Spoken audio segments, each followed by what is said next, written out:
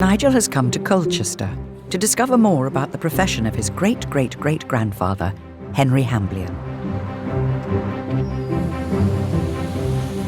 He's meeting coaching expert Colin Pawson. Morning. Anyway, Colin, thank you very much for coming. And we'll talk about how you're dressed in a minute, but I know from the census which I've seen that Henry Hamblian is a hackney master. Is that going up in the world? I don't know what it means. It is going up in the world. Oh, good. But before we delve into that, perhaps I should just explain the outfit. Yes, I love the outfits. Great. Henry was operating in the middle of the 19th century, as we know, and this uniform is in fact that of a coach guard from that period, and I thought it would add just a bit of local colour to our conversation. It does. I love it. I think it's great. Now, the hackney master. I recognise Hackney because we call our taxis in London Hackney cabs. We do. Yeah. For exactly I thought the they same. came from Hackney. But unfortunately, no. Hackney came originally from an old French verb meaning to hire. Right. Nothing to do with Hackney at all. And I think that when he started, Henry was driving carriages for hire, much as you have black cabs today. But by 1841, he was obviously coming up in the world, and by describing himself as a hackney master would suggest that he has drivers working for him. He had moved into a more managerial, a more organisational role. I had this image that he was just driving his own cab. I think he's moved beyond that. Now, the Essex Standard was the local paper. It's 1844 now. The original muse, Sir Isaac's Walk, Colchester. H and J Hamblian. That's Henry and... Jeremiah was his younger brother. So this was a family business. Beg respectfully to announce to the ladies gentry and the inhabitants of Colchester and its vicinity, they've recently added to their establishment a number of superior Clarence and... Broom. As in sweeping. Yes, broom carriages. These were prestigious vehicles. Henry's business was definitely on the up. What would they cost, these? I mean, you're probably looking at stretch limo money. I mean, this would be the Bentley Continental. Oh, he's obviously doing well, I would say. So that's all good. Yeah.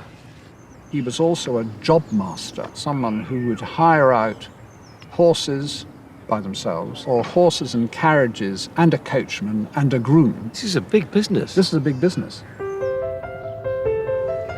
Colin has brought with him a replica stagecoach from the period when Henry Hamblian was running his carriage business. And here's your coach, Nigel. This would have been coming through Colchester every day. So how many people does this fit? We would have 4 people in here. Today it is driven by a coachman with a brakeman, 2 grooms, and Colin the guard. And then this one goes here. Oh, I got that. No time. Good, so here we are.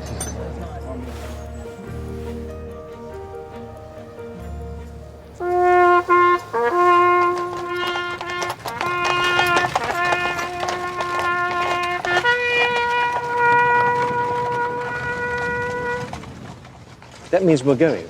That means start. Start. And there were various standard calls that the guard would blow to indicate to other road users what the coach was doing.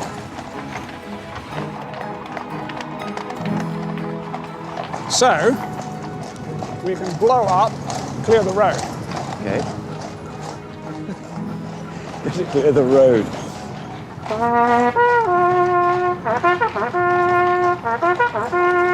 Great. Isn't that fantastic? I love that. Might release that as a CD. CD? Yeah. And you've cleared the road all right. I can tell there's nobody there at all. Terrified. I feel very at home here, actually. I do.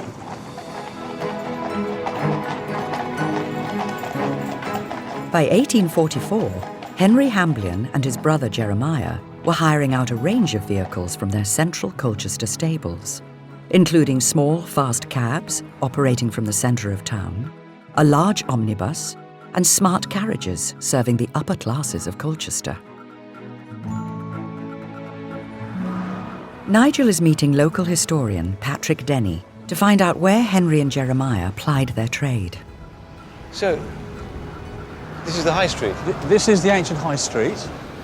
So what was Colchester really like in that period? This is probably one of the earliest photographs we've got. It's dating about 1858. Yeah. The livestock market is still in the High Street. All the stalls, the fish stalls, as far as the eye can see. And the carriages outside the fire office is where all the hackney carriages used to stand. Yeah. That could be one of Henry's carriages standing there. Colchester was an increasingly prosperous town in the 1840s, with a thriving corn market and emerging clothing industry. In 1843, a new railway station had been built, providing Henry and Jeremiah with new business, transporting ever more passengers from the station to the town. They've got a lot of expensive carriages, horses, wealthy passengers, and there was always a threat of people operating on the wrong side of the law, of course, stealing from him.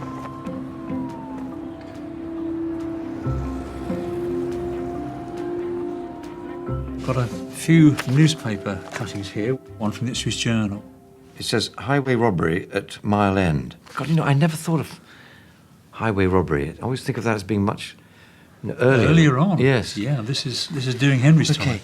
A daring highway robbery was perpetrated on the Mile End Road, 2 miles from the town, early on Thursday morning. Daniel Underwood, in the service of Mr. Henry Hamblian. Here he is. There he is, yeah, there he is. A short distance from the Dog and Pheasant public house, a man stopped the horses whilst another jumped on the box of the vehicle and knocked the driver from his seat. They made off with only the driver's hat and silver-mounted whip, worth 15 shillings. Yes. It's a lot of money, though. That is 15 shillings. We've got another one, actually. On Thursday the 23rd, a man hired a horse and gig at the stables of Mrs. Hamblian There we are.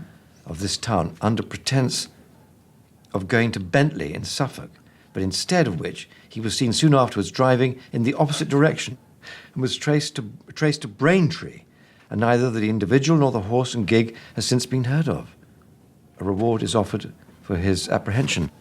But this is a worry for Henry, isn't it? I mean, Yeah. His reputation is at stake in terms of people thinking, well, do we go with this? He's been burgled. Maybe That's we should... right. Oh, yes. And if it happens too often, of course, his business could be at risk.